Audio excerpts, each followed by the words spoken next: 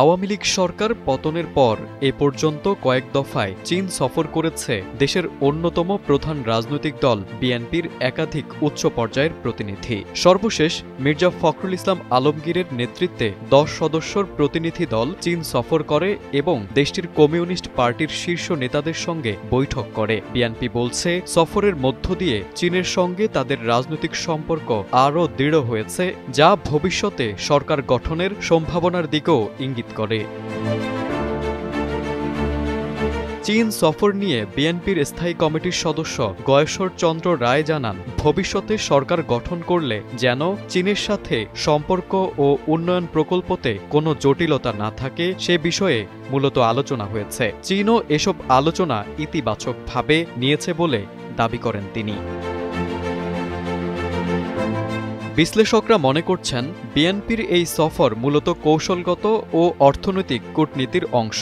দীর্ঘদিন ধরে আওয়ামী লীগ সরকারের সাথে চীনের ঘনিষ্ঠ সম্পর্ক থাকলেও বর্তমান প্রেক্ষাপটে চীন বিএনপি সহ বিভিন্ন রাজনৈতিক দলের সঙ্গে সম্পর্ক সুদৃঢ় করতে আগ্রহী। কারণ হিসেবে চীনের বাংলাদেশে প্রায় $42 বিলিয়ন বিনিয়োগ ও অর্থনৈতিক স্বার্থকে গুরুত্ব দেওয়া হচ্ছে।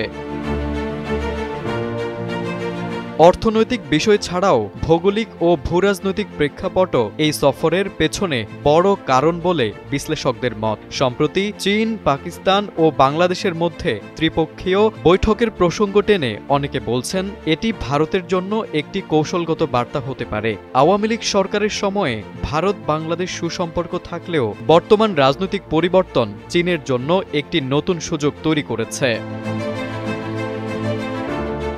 তবে চীনে বাংলাদেশের সাবেক রাষ্ট্রদূত মুন্সি ফয়েজ আহমেদ মনে করেন, ভারতের সাথে বাংলাদেশের ভৌগোলিক সম্পর্ক এবং নিরাপত্তাজনিত বাস্তবতা চীনের সাথে সম্পর্কের তুলনায় বেশি গুরুত্বপূর্ণ। তার মতে, চীনের অর্থনৈতিক সহায়তা গুরুত্বপূর্ণ হলেও আঞ্চলিক নিরাপত্তা ও স্থিতিশীলতার প্রশ্নে ভারতের গুরুত্ব অস্বীকার করার সুযোগ নেই।